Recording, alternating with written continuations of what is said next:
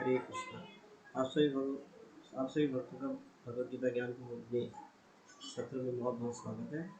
हम लोग भगवद गीता ज्ञान को बोधने के 7वें अध्याय से चर्चा कर रहे थे। हम लोग इसकी प्रश्नावली भगवद गीता पे आधारित प्रश्नावली से चर्चा कर रहे थे। आगे चर्चा बढ़ाने से पहले आप सभी भक्तों से रिक्वेस्ट है कि सभी एक साथ मंगलाचरण को पढ़िए। ओम अज्ञानतिमिरान्धस्य ज्ञानाञ्जनशलाकया चक्षुर्मिलितं येन तस्मै श्रीगुरुवे नमः। श्रीचैतन्यमनोभीष्टं स्थापितं येन भूतले स्वयं रूपः कदा मह्यं ददाति स्वापदान्तिकं। वन्देऽहं श्रीगुरुं श्रीयुतापदकमलं श्रीगुरून् वैष्णवांश्च श्रीरूपं साग्रजातं सहगणरघुनाथान्वितं तं सजीवं साद्वैतं सावधूतं परिजनसहितं कृष्णचैतन्यदेवं श्रीराधा कृष्णपादान् सहगणललिता श्रीविशाखान्वितांश्च। हे कृष्ण करुणा सिंधु दीनबन्धो जगत्पते गोपेश गोपिकान्त राधाकान्त नमोस्तुते। तप्त कांचन गौरांगी राधे वृंदावनेश्वरी वृषभानुसुते देवी प्रणमामि हरिप्रिये। वाञ्छाकल्पतरुभ्यश्च कृपा सिन्धुभ्यैव च पतितानां पावनेभ्यो वैष्णवेभ्यो नमो नमः। जय श्री कृष्ण चैतन्य प्रभु नित्यानंद श्री अद्वैत गदाधर शिवासादि गौर भक्तवृंद। हरे कृष्णा कृष्ण कृष्ण हरे हरे, हरे राम राम राम हरे हरे। धन्यवाद। तो भगवद गीता ज्ञान को बोधने का 7वां अध्याय, 7वें अध्याय की भगवद गीता आधारित प्रश्नावली पे हम लोग थे और 18 प्रश्न तो ऑलरेडी सॉल्व हो चुके हैं। 18 से आगे 19 प्रश्न से शुरू करेंगे, जो कि भगवद गीता 18वें अध्याय के 71वें श्लोक से है। तो भगवद गीता का 18वें अध्याय निकाल लीजिए आप। भगवद गीता 18 अध्याय 18 श्लोक संख्या 71। इस श्लोक से एक प्रश्न को सॉल्व करना है, वो ये है, यदि भगवद गीता केवल भक्तों के लिए है तो हम खुली कक्षाएं क्यों चलाते हैं। दोबारा रिपीट कर रहा हूँ, यदि भगवद गीता केवल भक्तों के लिए है तो हम खुली कक्षाएं क्यों चलाते हैं। 18वें अध्याय का 71 श्लोक में इस प्रकार है, श्रद्धावान अनुसूयः चाशृणुयादपि यो नरः सोऽपि मुक्तः शुद्धान् लोकान् प्राप्नुयात् पुण्यकर्मणाम्। एक बार इसको मैं दोबारा रिपीट करूँगा। श्रद्धावान अनुसूयश्च शृणुयादपि यो नरः सोऽपि मुक्तः शुद्धलोकान् प्राप्नुयात् पुण्यकर्मणाम्। अनुवाद तात्पर्य श्रील प्रभुपाद जी द्वारा, श्रील प्रभुपाद जी की जय।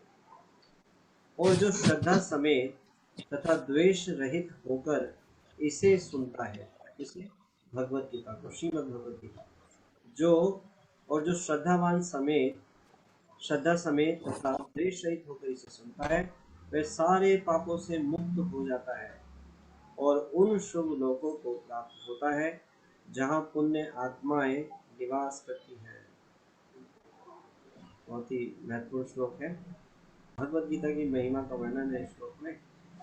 भगवत गीता को जो श्रद्धा समेत, श्रद्धा के साथ और द्वेष रहित होकर इसे सुनता है, तो सारे पापों से मुक्त हो जाता है और उन शुभ लोकों को प्राप्त होता है जहाँ पुण्य आत्माएं निवास करती हैं। कहाँ? भगवान का धाम, भगवान का दिव्य धाम। तो भगवत गीता पढ़ के भगवत धाम जाया जा सकता है, लेकिन कंडीशन क्या है? श्रद्धा के साथ पढ़ना होगा और द्वेष रहित होकर। द्वेष रहित क्या? भगवान ने जो कहा है उसको एज इट इज स्वीकार करना, ये है द्वेष रहित।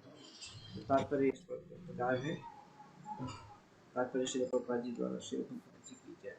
इस अध्याय के 67वें श्लोक में भगवान ने स्पष्टता मना किया है कि जो लोग उनसे द्वेष रखते हैं उन्हें गीता ना सुनाई जाए। भगवत गीता केवल भक्तों के लिए है, लेकिन ऐसा होता है कि कभी-कभी भगवत भक्त आम कक्षा में प्रवचन करता है और उस कक्षा में सारे छात्रों के भक्त होने की अपेक्षा नहीं की जाती। तो फिर ऐसे ऐसे लोग खुली कक्षा क्यों चलाते हैं? यहाँ यह बताया गया है कि प्रत्येक व्यक्ति भक्त नहीं होता। फिर भी बहुत से लोग ऐसे हैं जो कृष्ण से द्वेष नहीं रखते। तो पहली कैटेगरी कौन? जो भगवान के भक्त तो नहीं है, लेकिन भगवान से द्वेष भी नहीं है।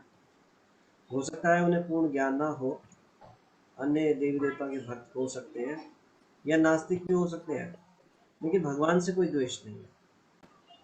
उन्हें कृष्ण पर परमेश्वर रूप में श्रद्धा रहती है।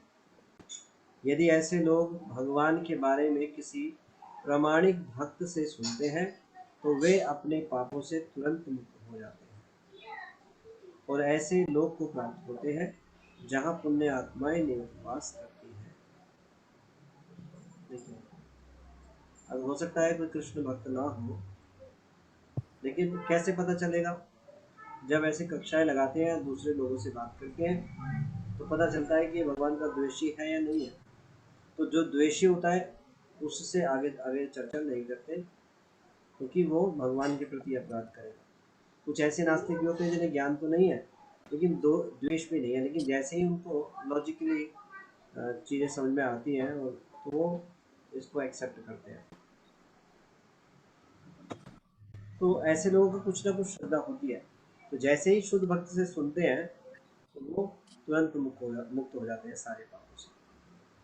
ऐसे और फिर क्या करते हैं? भगवत धाम को प्राप्त करते हैं। अतः भगवत गीता के श्रवण मात्र से ऐसे व्यक्ति को भी पुण्य कर्मों का फल प्राप्त हो जाता है, जो अपने को शुद्ध शुद्ध भक्त बनाने का प्रयत्न नहीं करता। केवल सुनने मात्र से लाभ प्राप्त होता है भगवत गीता के श्रवण से। इस प्रकार भगवत भक्त हर एक व्यक्ति के लिए अवसर प्रदान करता है कि वह समस्त पापों से मुक्त होकर भगवान का भक्त बने। सामान्यतः जो लोग पापों से मुक्त हैं, जो पुण्य आत्माएं हैं, वे अत्यंत सरलता से कृष्ण भाव का अमृत को ग्रहण कर लेते हैं। यहाँ पर पुण्य कर्मणाम शब्द अत्यंत सार्थक है। यह वैदिक साहित्य में वर्णित अश्वमेध यज्ञ जैसे महान यज्ञों का सूचक है।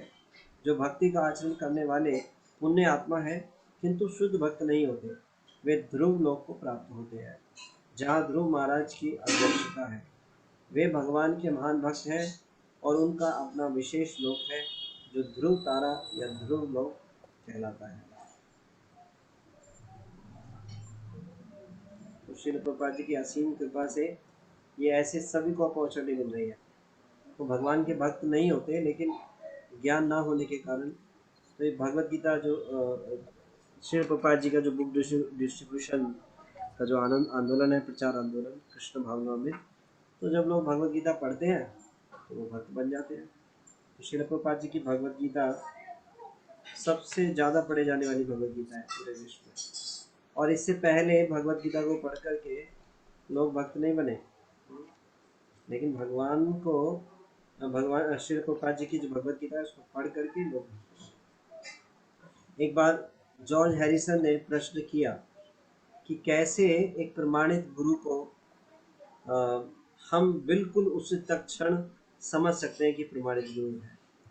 तो श्रील प्रभुपाद जी का एक लाइन में उत्तर था, एक प्रमाणित गुरु को उसके कृष्ण के प्रति आसक्ति से समझा जा सकता है। तो एक साधारण सी अगर देखा जाए तो वो कृष्ण से कितना आसक्त है। तो श्रील प्रभुपाद जी तो भगवान से आसक्त हैं और सबको भक्त बनाने में लगे हुए हैं। तो श्रील प्रभुपाद जी ने पूरे विश्व में ये मूवमेंट को इस्टेब्लिश किया और भगवत गीता को घर घर पहुँचाने का ऐसा ऐसा उपाय बनाया बुक डिस्ट्रीब्यूशन के माध्यम से, तो ये ज़्यादा से ज़्यादा लोगों तक पहुँच पा रही है और वो इसका लाभ प्राप्त कर रहे हैं। तो इस श्लोक के द्वारा जो है वो ऐसे श्रद्धावान लोग जो है भगवत धाम जाने की तैयारी कर रहे हैं। तो इस श्लोक में बताया गया है कि श्रद्धावान लोग इसको ईर्ष्या रहित होकर, द्वेष से रहित होकर, द्वेष से रहित होने का मतलब क्या है, जैसे एज इट इज उसमें भगवान ने बताया उस बात को स्वीकार करना, चैलेंज नहीं करना। हमें कोई चीज़ समझ नहीं आ रही है तो हम प्रमाणित गुरु शरण लेकर, पहली बात तो भक्तों के संरक्षण में रह के पढ़नी चाहिए, और कोई चीज़ समझ नहीं आ रही है तो उसको प्रश्न पूछ सकते हैं, क्योंकि शास्त्र, भगवान की वाणी जो है वो बिल्कुल सत्य है। वो हमारी समझ में नहीं आ रही तो हमारे में दोष है, इसलिए हम उसको समझना चाहिए, कभी चैलेंज नहीं करना चाहिए। तो ये श्लोक का प्रश्न ये है, यदि भगवत गीता केवल भक्तों के लिए है तो हम खुली कक्षाएं क्यों चलाते हैं? Please raise your hands. क्या उत्तर है? इसको एक्सप्लेन भी कर सकते हैं प्रश्न के उत्तर के साथ साथ। खुशी सिंगी माता जी। हरे कृष्ण प्रभु जी, दंडवत प्रणाम। यदि भगवत गीता केवल भक्तों के लिए है तो हम खुली कक्षाएं चलाते हैं, क्योंकि प्रत्येक व्यक्ति भक्त नहीं होता। फिर भी बहुत से लोग ऐसे हैं जो कृष्ण से द्वेष नहीं रखते, उन्हें कृष्ण पर परमेश्वर रूप में श्रद्धा रहती है।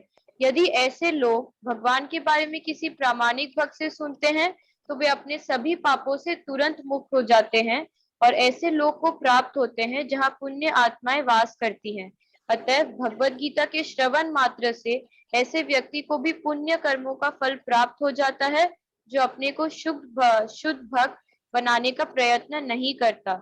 इस प्रकार भगवत भक्त हर एक व्यक्ति के लिए अवसर प्रदान करते हैं कि वह समस्त पापों से मुक्त होकर भगवान का भक्त बने। हरे कृष्ण प्रभु जी, दंडवत प्रणाम। Thank you so much. आप में से कोई प्रश्न इस मतलब इसमें कुछ ऐड करना चाहते हैं, एक्सप्लेन करना चाहते हैं तो डायरेक्टली अनम्यूट करके बोल सकते हैं।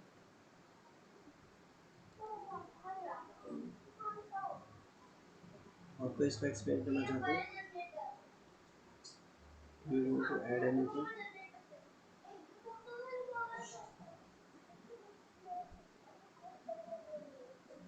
ठीक है, तो ये बहुत ही इम्पोर्टेंट है। श्रील भक्ति विनोद ठाकुर कहते हैं सुर भी कुंजेते नाम हटे खुले से। तो ये जो है जूम है, ये नाम हट खुला हुआ है, जहाँ पे भगवान का नाम डिस्ट्रीब्यूट किया जा रहा है। तो जो श्रद्धावान लोग हैं इसका लाभ उठा सकते हैं और भक्ति में आगे बढ़कर अपने भगवत धाम जाने का जो है रास्ता पक्का कर सकते हैं। ठीक है, थैंक यू। तो नेक्स्ट जो प्रश्न है वो है 18वें अध्याय के 72वें श्लोक से। तो 72 श्लोक निकाल लीजिए।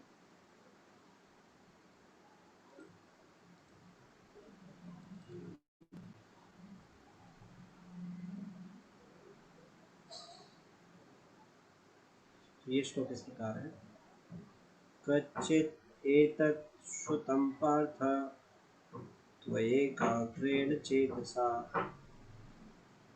कच्चित् अज्ञान सम्मोहा प्रणष्टा धनंजया।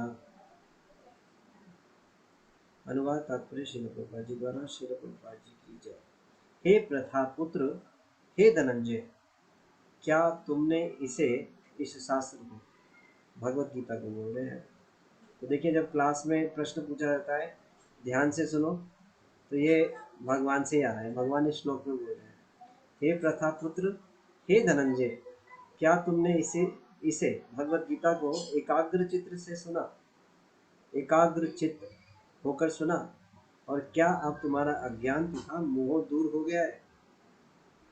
तो इसी प्रकार से गुरु परंपरा में भी ये जब बताया जाता है, लेक्चर हो जाता है, तो प्रभु जी या सीनियर वैष्णव पूछते हैं तो आपको कोई प्रश्न है, इसका मतलब यही है कि जो बताया गया वो सब समझ में आ गया, नहीं आया तो और प्रश्न पूछ लीजिए, मतलब है इसका। तो भगवान पूछ रहे हैं अर्जुन से, हे धनंजय, अब तुम्हारा अज्ञान तथा मोह दूर हो गया है क्या? तो यहाँ पे दोनों ही चीज बोल रहे हैं, हे प्रथा पुत्र, तो कुंती महारानी के पुत्र, और हे धनंजय, क्योंकि जो धन संचय करने में एक्सपर्ट है। तो यहाँ पे भगवान सूचित कर रहे हैं कि जो अर्जुन है बहुत बुद्धिमान है, और जो भगवान ने बोला उसको अच्छे से उन्होंने संचय किया होगा। तो फिर भी भगवान इस बात को पूछ रहे हैं। तात्पर्य, भगवान अर्जुन के गुरु का काम कर रहे थे, अतएव यह उनका धर्म था कि अर्जुन से पूछते कि उसने पूरी भगवत गीता सही ढंग से समझ ली है या नहीं। इससे पहले ये जो 20वां प्रश्न है ये और पढ़ लेते हैं। भगवत गीता अन्य ग्रंथों से किस प्रकार भिन्न है? ये इस प्रश्न का उत्तर ढूंढना है 18वें अध्याय के 32वें श्लोक से जो हम पढ़ रहे हैं। भगवत गीता अन्य ग्रंथों से किस प्रकार भिन्न है? तो मैं तात्पर्य दोबारा पढ़ रहा हूँ। भगवान अर्जुन के गुरु का काम कर रहे थे, अतएव यह उनका धर्म था कि अर्जुन से पूछते कि उसने पूरी भगवत गीता सही ढंग से समझ ली है या नहीं। यदि नहीं समझी है तो भगवान उसे फिर से किसी अंश विशेष या पूरी भगवत गीता बताने को तैयार थे। देखिए, वस्तुतः जो भी व्यक्ति कृष्ण जैसे प्रमाणिक गुरु या उनके प्रतिनिधि से भगवत गीता को सुनता है, उसका सारा अज्ञान दूर हो जाता है। तो शुद्ध भक्तों से सुनने का क्या लाभ है? सारा जो अज्ञान है वो दूर हो जाता है। अगर भक्तों से नहीं सुनेंगे तो और ज़्यादा अज्ञान में पड़ जाएंगे। पहले ही अज्ञान था, लेकिन अगर किसी प्रमाणित भक्त से नहीं श्रवण करेंगे तो अज्ञान और बढ़ सकता है। जैसे कि भगवत गीता पढ़ते हैं और कंक्लूजन क्या निकालते हैं कि मैं ही भगवान हूँ। ये तो और घोर अज्ञान है। एक बार मैंने एक वैष्णव से सुना था कि सबसे पतित जीव कौन है? सबसे पतित जीव वो है जो अपने आप को भगवान बोलता है। उससे पतित कोई है ही नहीं संसार में। भगवान से जो अपनी तुलना कर रहा है, जो अपने आप को भगवान बोल रहा है, वो सबसे पतित जीव है। तो भगवत गीता को पढ़ करके ऐसा कंक्लूजन निकालते हैं।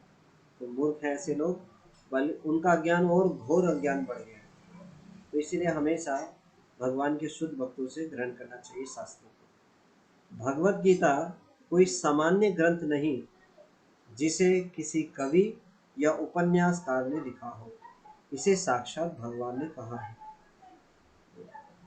देखिए, भगवत गीता के जो टीका लिखने वाले हैं कौन लोग हैं? कोई मैथमेटिशियन है, वो उसके ऊपर टिप्पणी लिख रहा है। कोई इंग्लिश का एक्सपर्ट टीचर है, वो उस पर टिप्पणी लिख रहा है। कोई कवि है, वो भगवत गीता के ऊपर टिप्पणी लिख रहा है। उनकी योग्यता क्या है? अगर कोई क्वेश्चन पेपर हो या कोई बुक लिखनी हो किसी यूनिवर्सिटी के लिए, तो अगर मैथ की लिखनी है तो कोई इंग्लिश के टीचर से थोड़ा पूछा जाएगा कि आप एक बुक लिख दीजिए, ये वाली इक्वेशन, ये मतलब एक्सप्लेन करके एक आप बुक लिख दीजिए यूनिवर्सिटी के लिए जो बच्चों को पढ़ाई जाएगी। ऐसा थोड़ी ना होता है। तो भगवत गीता को भगवान के शुद्ध भक्त ही प्रकट कर सकते हैं। भगवत गीता कोई सामान्य ग्रंथ नहीं है जिसे किसी कवि या उपन्यासकार ने लिखा हो, इसे साक्षात भगवान ने कहा है। जो भाग्यशाली व्यक्ति इन उपदेशों को कृष्ण या उनके किसी प्रमाणित आध्यात्मिक प्रतिनिधि से सुनता है, वह अवश्य ही मुक्त पुरुष बनकर अज्ञान के अंधकार को पार कर लेता है। केवल और केवल अज्ञान दूर हो सकता है शुद्ध भक्ति की कृपा से। चक्षुदान दिलो जय, जन्मे जन्मे प्रभु से, दिव्य ज्ञान हृदय प्रकाशिता। भगवान के शुद्ध भक्तों से ही ये दिव्य ज्ञान प्रकट हो सकता है। तो ये 20वां प्रश्न है इस प्रकार, भगवत गीता अन्य ग्रंथों से किस प्रकार भिन्न है?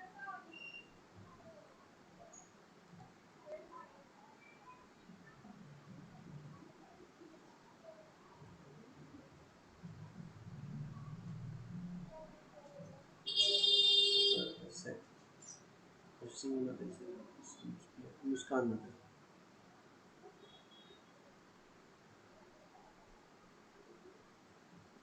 मुस्कान माता जी। हरे कृष्ण प्रभु जी, दंडवत प्रणाम। कृष्ण महादेव। अ, प्रभु जी, भगवत गीता कोई सामान्य ग्रंथ नहीं जिसे किसी कवि या उपन्यासकार ने लिखा हो, इसे साक्षात भगवान ने कहा है। जो भाग्यशाली व्यक्ति इन उपदेशों को कृष्ण से या उनके किसी प्रामाणिक आध्यात्मिक प्रतिनिधि से सुनता है, वह अवश्य ही मुक्त पुरुष बनकर अज्ञान के अंधकार को पार कर लेता है। Thank you. हरे कृष्ण प्रभु जी, दंडवत प्रणाम।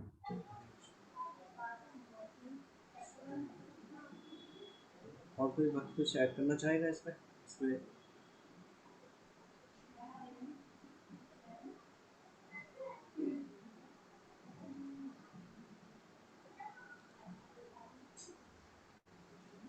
ठीक है, इसमें एक लाइन आ गई थी, इसे साक्षात भगवान ने कहा है ना, तो एक तरीके साक्षात भगवान ने स्वयं कहा है, कोई साधारण नहीं है ये ग्रंथ। ठीक है, जिसे भगवान के प्रमाणित भक्तों द्वारा श्रवण करना चाहिए। ठीक है, थैंक यू। और कोई भक्त कुछ ऐड करना चाहते हैं इसमें या एक्सप्लेन करना चाहते हैं?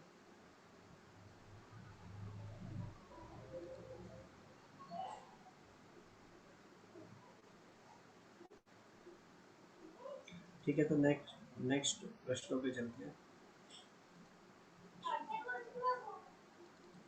बाकी प्रश्न है, 21वां प्रश्न है 12वें अध्याय के 13वें श्लोक से, और 13-14 श्लोक एक साथ है, तो दोनों प्रश्नों को एक साथ सॉल्व करेंगे। एक शुद्ध भक्त अपने साथ शत्रुता का व्यवहार करने वाले के साथ कैसा व्यवहार करता है? एक भक्त को कोई भी विचलित क्यों नहीं कर सकता?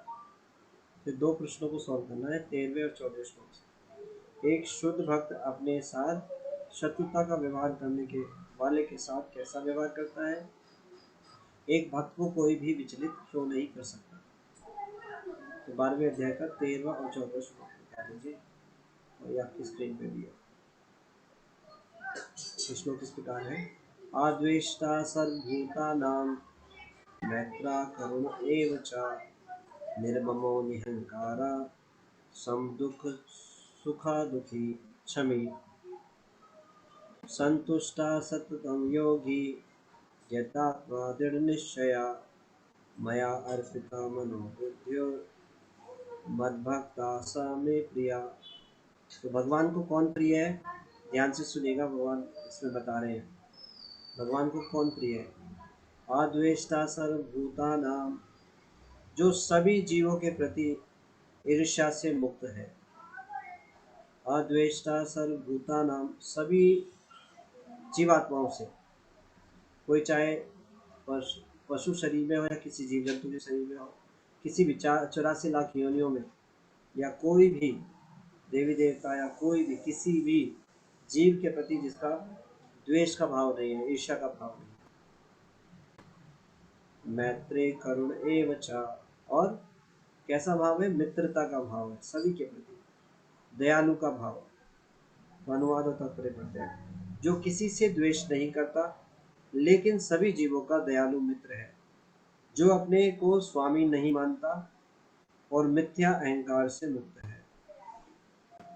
पहला, जो द्वेष नहीं करता लेकिन सभी जीवों का दयालु मित्र है, द्वेष भी नहीं करता और सभी का मित्र है, और जो अपने को स्वामी नहीं मानता। तीसरा, और मिथ्या अहंकार से मुक्त है।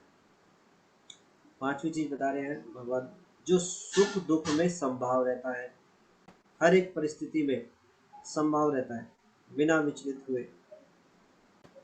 सहिष्णु है और सहनशील है। छठा, सातवां, सदैव आत्मतुष्ट रहता है, हमेशा संतुष्ट रहता है, जैसी भी स्थिति में है उसी में संतुष्ट रहता है। और आत्मसंयमी है, सेल्फ कंट्रोल, तथा जो निश्चय के साथ मुझ में मन तथा बुद्धि को स्थिर करके भक्ति में लगा रहता है, ऐसा भक्त मुझे अत्यंत प्रिय है। तो बहुत ही महत्वपूर्ण इंग्रेडिएंट्स है इसमें, भक्ति में लगा रहता है।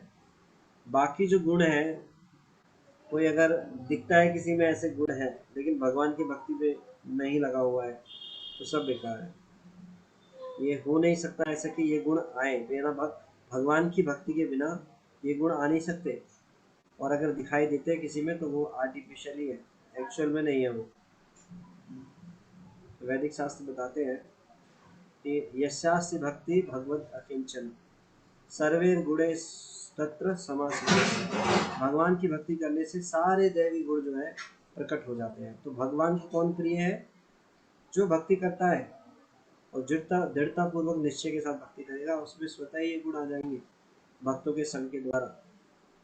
शुद्ध तात्पर्य, शुद्ध भक्ति पर पुनः आकर भगवान ने इन दोनों श्लोकों में शुद्ध भक्त के दिव्य गुणों का वर्णन कर रहे हैं। शुद्ध भक्त किसी भी परिस्थिति में विचलित नहीं होता, ना ही वह किसी के प्रति ईर्ष्यालु होता है, ना वह अपने शत्रु का शत्रु बनता है। देखिए, भक्त का कोई शत्रु नहीं होता। तो जो युधिष्ठिर महाराज थे, उनको अजात शत्रु बोला जाता था। किसी कोई शत्रु नहीं था उनका। तो जब वनवास में थे, जब गंधर्वों ने दुर्योधन को बंदी बना लिया था, तो दुर्योधन के जो सैनिक हैं वो भाग करके पांडवों के पास आए थे। तो युधिष्ठिर महाराज ने अर्जुन जी को भेजा था उनकी सहायता करने के लिए। तो ऐसे थे युधिष्ठिर महाराज, अजात शत्रु, कोई शत्रु नहीं होता। तो जितने भी भक्त हैं वो भगवान के शुद्ध भक्त हैं, वो ईर्ष्या से रहित होते हैं। किसी के प्रति कोई ईर्ष्या का भाव नहीं होता, कोई शत्रु का भाव नहीं होता। वह तो सोचता है कि यह व्यक्ति मेरे विगत दुष्कर्मों के कारण मेरा शत्रु बना हुआ है, अतएव विरोध करने की अपेक्षा कष्ट सहना अच्छा है। श्रीमद् भागवत में 10.14.8 में कहा गया है, तत्ते अनुकंपा सुसुमीक्षण मानो भुंजान एवात्मकृतं विपाकम। जब भी कोई भक्त मुसीबत में पड़ता है तो वह सोचता है कि यह भगवान की मेरे ऊपर कृपा ही है। तो आज इस श्लोक के ऊपर प्रभु जी ने मॉर्निंग में बहुत डिटेल में बताया था। ये चेतना होनी चाहिए भक्त की। क्या चेतना होनी चाहिए? कि मुझे जो भी कुछ कष्ट मिल रहे हैं वो मेरे ऊपर बहुत बड़ी विशेष कृपा है भगवान की। जो ऐसा मानते हुए भक्ति में लगा रहता है, तो आज मॉर्निंग बता रहे थे प्रभु जी, वो भगवत धाम जाने का अधिकारी हो जाता है। इस श्लोक में जो है ब्रह्मा जी भगवान से प्रार्थना जब करते हैं तो उसमें वर्णन आता है। तो ऐसे भक्त जो है वो अधिकारी है भगवत धाम जाने के। तो वह सोचता है कि यह भगवान की मेरे ऊपर कृपा ही है। मुझे अपने विगत दुष्कर्मों के अनुसार इससे भी अधिक कष्ट भोगना चाहिए था। यह तो भगवत कृपा है कि मुझे मिलने वाला दंड, पूरा दंड नहीं मिल रहा है। और ये बिल्कुल सही बात है। ये विशेष कृपा है भगवान की। हमें पता नहीं कितना भयंकर दंड मिलना होता है, लेकिन भगवान की कृपा से वो बहुत क्षणिक हो जाते हैं। भगवत कृपा से थोड़ा ही दंड मिल रहा है, अतएव अनेक कष्टपूर्ण परिस्थितियों में भी वह सदैव शांत तथा धीर बना रहता है। भक्त सदैव प्रत्येक प्राणी पर, यहाँ तक कि अपने शत्रु पर भी दयालु होता है। निर्मम का अर्थ यह है कि भक्त शारीरिक कष्टों को प्रधानता नहीं प्रदान करता, क्योंकि वह अच्छी तरह जानता है कि वह भौतिक शरीर नहीं है। वह अपने को शरीर नहीं मानता है, अतएव वह मिथ्या अहंकार के बोध से मुक्त रहता है और सुख तथा दुख में संभाव रहता है। वह सहिष्णु होता है और भगवत कृपा से जो प्राप्त होता है उसी से संतुष्ट रहता है। वह ऐसी वस्तु को प्राप्त करने का प्रयास नहीं करता जो कठिनाई से मिले, अतः वह सदैव प्रसन्नचित्त रहता है। वह पूर्ण योगी है, क्योंकि वह अपने गुरु के आदेशों पर अटल रहता है और चूंकि उसकी इंद्रियां वश में रहती हैं, अतः वह दृढ़ निश्चय होता है। वह झूठे तर्कों से विचलित नहीं होता, क्योंकि कोई उसे भक्ति के दृढ़ संकल्प से हटा नहीं सकता। वह पूर्णतः अवगत रहता है कि कृष्ण उसके साक्षात प्रभु हैं, अतएव कोई भी उसे विचलित नहीं कर सकता। इन समस्त गुणों के फलस्वरूप वह अपने मन तथा बुद्धि को पूर्णतः परमेश्वर पर स्थिर करने में समर्थ होता है। भक्ति का ऐसा आदर्श अत्यंत दुर्लभ है, लेकिन भक्त भक्ति के विधि विधानों का पालन करते हुए उसी अवस्था में स्थित रहता है। और फिर भगवान कहते हैं कि ऐसा भक्त उन्हें अति प्रिय है, क्योंकि भगवान उसकी कृष्ण भावना से युक्त कार्यकलापों से सदैव प्रसन्न रहते हैं। तो भगवान ने कौन भक्त भगवान को प्रिय है ये बताया, और श्री कृपा जी ने तात्पर्य से बताया। जो हर एक अवस्था में भगवान की भक्ति में लगा रहता है वो भगवान की कृपा को आकर्षित कर सकता है, भगवान को प्रसन्न कर सकता है। तो 18वें ये इस श्लोक से जो प्रश्न है वो आप प्लीज सोल्व कीजिएगा। तो एक शुद्ध भक्त अपने साथ शत्रुता का व्यवहार करने के वाले के साथ कैसा व्यवहार करता है? एक बार मैं हैंड्स डाउन कर रहा हूँ, दोबारा रेज करिएगा। मैं प्लीज रेज योर हैंड।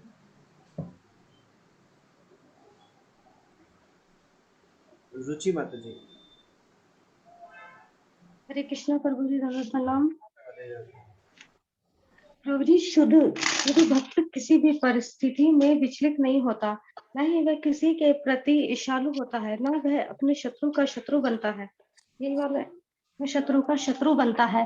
वह तो सोचता है, यह व्यक्ति मेरे विगत दुष्कर्म के कारण मेरा शत्रु बना हुआ है, अतः विरोध करने की अपेक्षा कष्ट सहना अच्छा है। श्रीमद् भागवतम में 10वें स्कंद के 14वें अध्याय के 8वें श्लोक में कहा गया है। तो जिस श्लोक में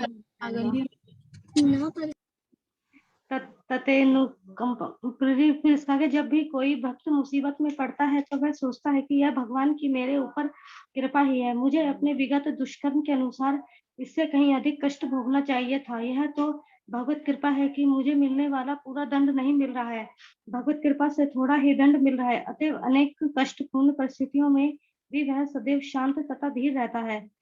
भक्त सदैव प्रत्येक प्राणी पर, यहाँ तक कि अपने शत्रु पर भी दयालु होता है। कृष्णा। ठीक है माता जी, थैंक यू सो मच। इसमें तो आ हरे गया। कृष्णा प्रभु जी, धन्य प्रणाम। धन्यवाद, thank you so much. Thank you Prabhu ji. Next प्रश्न है, एक भक्त को कोई भी विचलित क्यों नहीं कर सकता? एक भक्त को कोई भी क्यों विचलित नहीं कर सकता? Please raise your hands.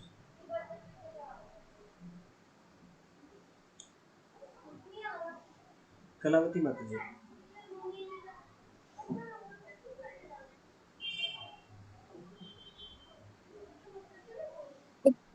दंडवत प्रणाम। कृष्णा माता जी, यस। प्रभु जी, श्रीमद् भागवत में 10.14.8 में कहा कि तते अनुकंपम समीक्षमाणो मुंजान एवात्म कृतम विपाकम। जब भी कोई भक्त मुसीबत में पड़ता है तो वह सोचता है कि यह भगवान की मेरे ऊपर कृपा ही है, मुझे अपने विगत दुष्कर्मों के अनुसार इससे कहीं अधिक कष्ट भोगना चाहिए था। यह तो भगवत कृपा है कि मुझे मिलने वाला पूरा दंड नहीं मिल रहा है, भगवत कृपा से थोड़ा ही दंड मिल रहा है। अतएव अनेक कष्टपूर्ण परिस्थितियों में भी वह सदैव शांत तथा धीर बना रहता है। भक्त सदैव प्रत्येक प्राणी पर, यहाँ तक कि अपने शत्रु पर भी दयालु होता है। निर्मम का अर्थ यह है कि भक्त शारीरिक कष्टों की प्रधानता नहीं प्रदान करता, क्योंकि वह अच्छी तरह जानता है कि वह भौतिक शरीर नहीं है, वह अपने को शरीर नहीं मानता है। अतः वह मिथ्या अहंकार के बोझ से मुक्त रहता है और सुख तथा दुख में संभाव रखता है। वह सहिष्णु होता है और भगवत कृपा से जो कुछ प्राप्त होता है उसी से संतुष्ट रहता है। वह ऐसी वस्तु को प्राप्त करने का प्रयास नहीं करता जो कठिनाई से मिले, अतः वह सदैव प्रसन्नचित्त रहता है। वह पुण्य योगी होता है क्योंकि वह अपने गुरु के आदेशों पर अटल रहता है, और चूंकि उसकी इंद्रियां वश में रहती है अतः वह दृढ़ निश्चय होता है। वह झूठे तर्कों से विचलित नहीं होता, क्योंकि कोई उसे भक्ति के दृढ़ संकल्प से हटा नहीं सकता। वह पूर्णतया अवगत रहता है कि कृष्ण उसके शाश्वत प्रभु है, अतएव कोई भी उसे विचलित नहीं कर सकता है। हरे कृष्णा प्रभु जी, धन्यवाद प्रणाम। Thank you so much, thank you. तो ये प्रश्न इस श्लोक से यहाँ पे समाप्त होते हैं। तो अभी 12वें अध्याय का 18वां श्लोक और 12वें अध्याय का 20वां श्लोक, तो ये 3 प्रश्न आ गए हैं, उन्हें कल सॉल्व करेंगे। आप सभी भक्तों को बहुत बहुत धन्यवाद। Thank you so much. Shrimad Bhagavad Gita Gyan Prabodhini की जय। जगद्गुरु श्रील प्रभुपाद जी की जय।